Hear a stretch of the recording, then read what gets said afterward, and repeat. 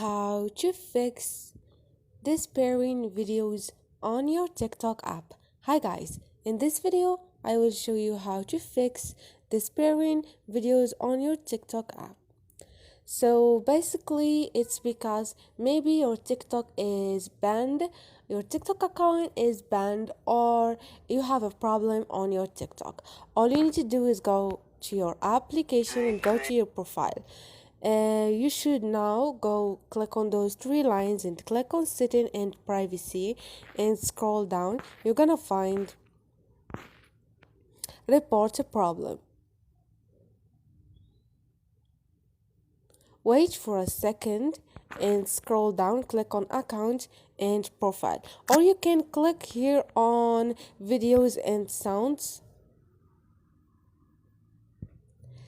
Now you can click on other here